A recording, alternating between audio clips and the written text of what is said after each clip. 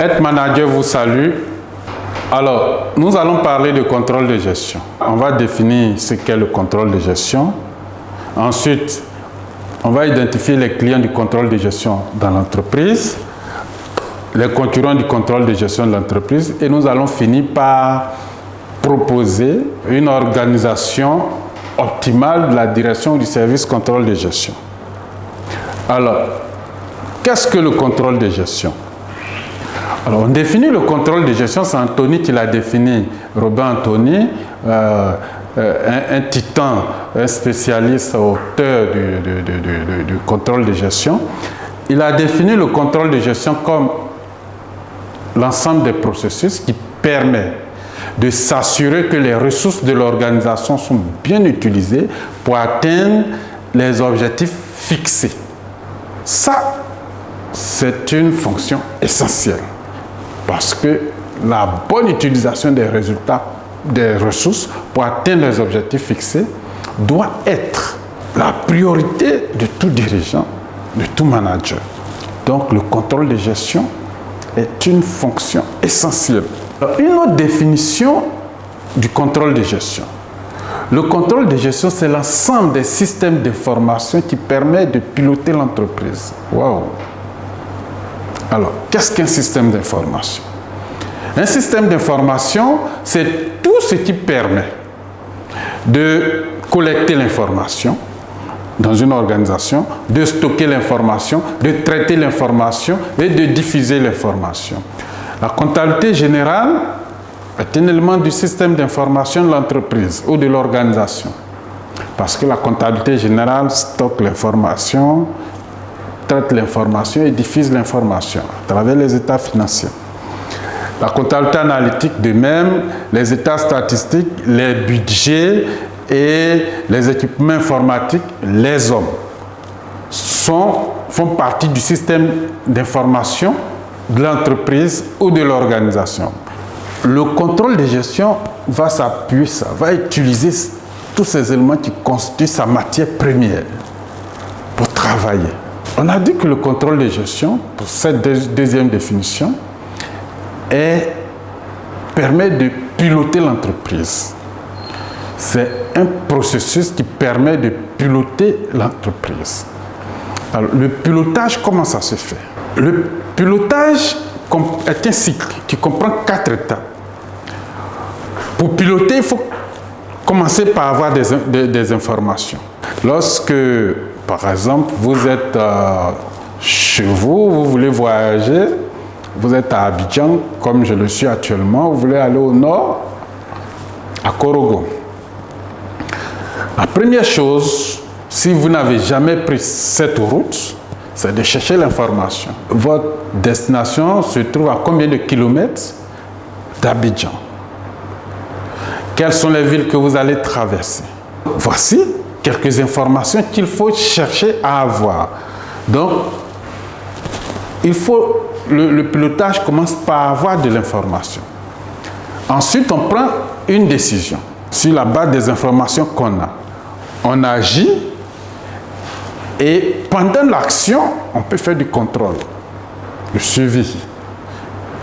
Et après l'action aussi, on peut faire du contrôle. Le contrôle consiste à comparer ce qui est à ce qui devrait être. Après le contrôle, soit le contrôle pendant l'action ou après l'action, des écarts vont se dégager.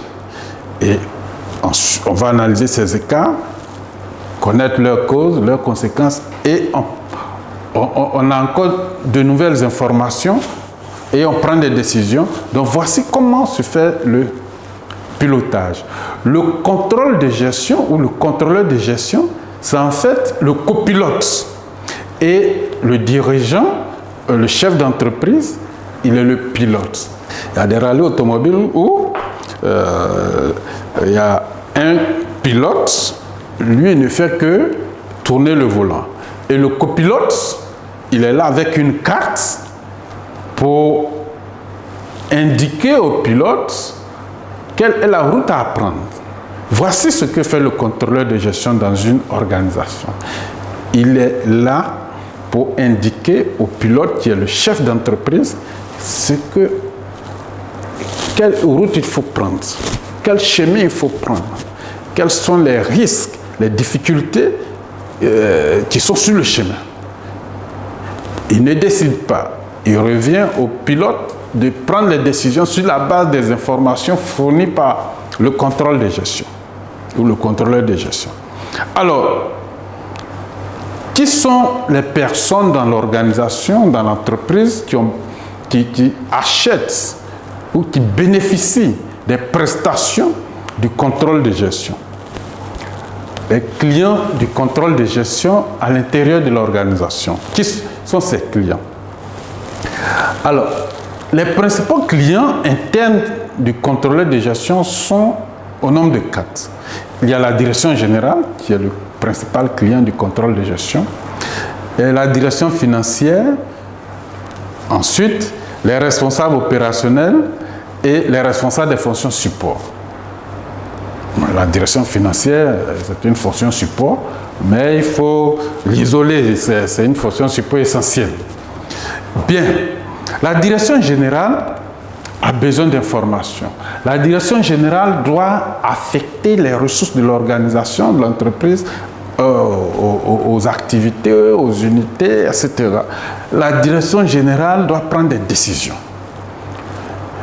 Pour cela, lorsqu'il y a un contrôleur de gestion dans l'entreprise, dans l'organisation, c'est le contrôleur de gestion qui doit l'éclairer. Par exemple, la direction générale a besoin d'informations. Il faut que le contrôleur de gestion fasse du reporting. C'est un outil essentiel du contrôle de gestion. Le contrôle de gestion doit mettre à la disposition de la direction générale un tableau de bord de la direction générale. Ça peut être un tableau de bord prospectif ou un tableau de bord classique de direction générale.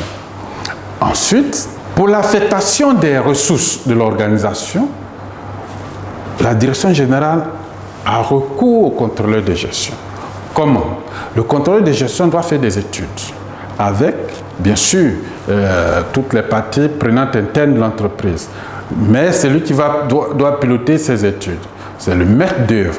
Des études, élaborer un plan stratégique, par exemple, ou d'autres études qui permettent, qui vont éclairer la direction générale dans l'affectation des ressources. Deuxième client du contrôleur de gestion, c'est la direction financière qui a aussi un besoin d'information. La direction financière cherche à avoir des indicateurs prévisionnels, des résultats prévisionnels au niveau de la rentabilité financière de l'organisation. La direction générale doit évaluer les performances financières de l'organisation à travers des indicateurs qui sont dans le compte de résultats ou dans le bilan ou des indicateurs mixtes. Pour cela, il ne peut pas tout faire.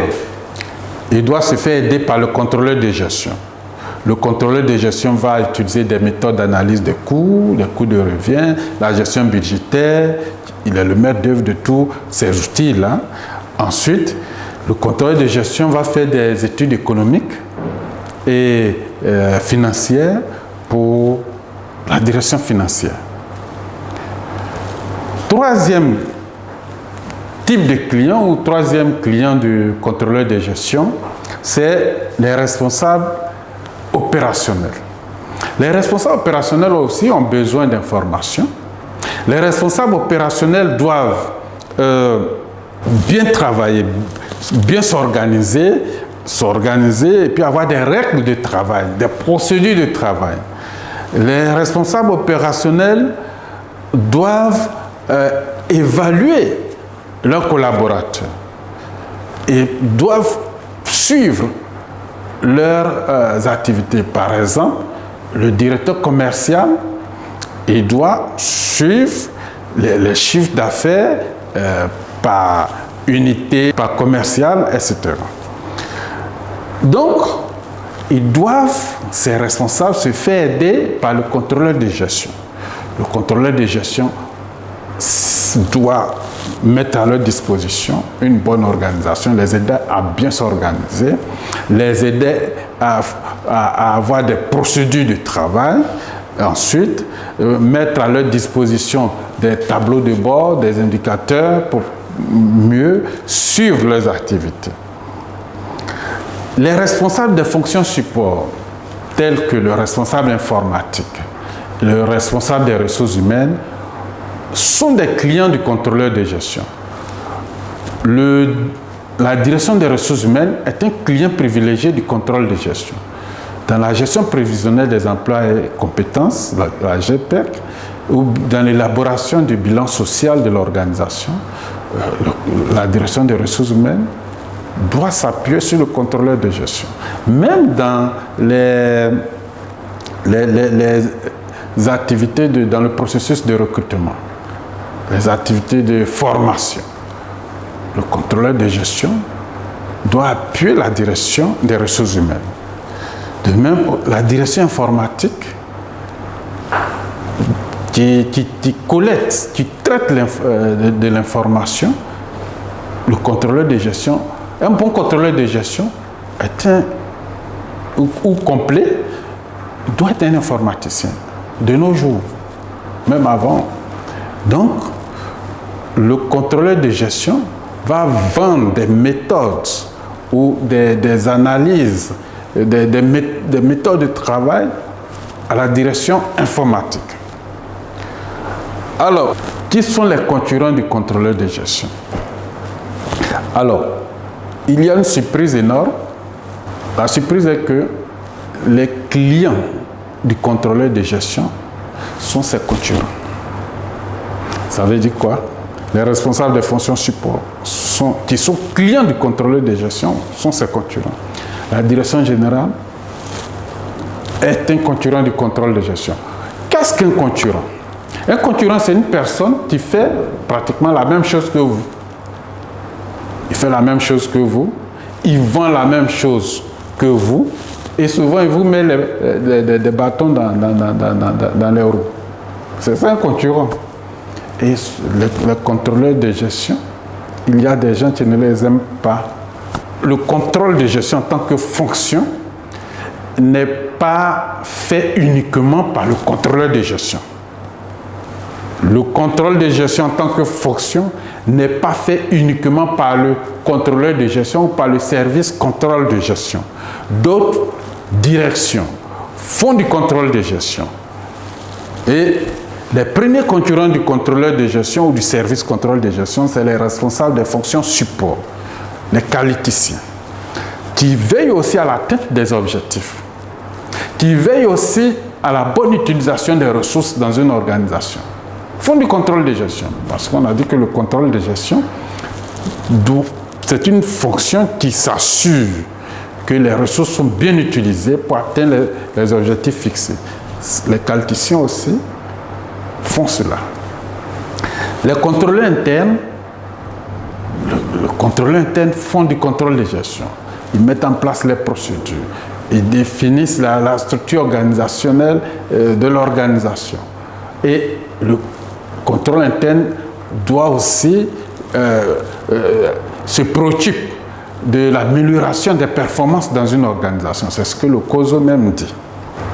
Alors, les responsables opérationnels et leurs collaborateurs font du contrôle de gestion. La direction commerciale fait du contrôle de gestion.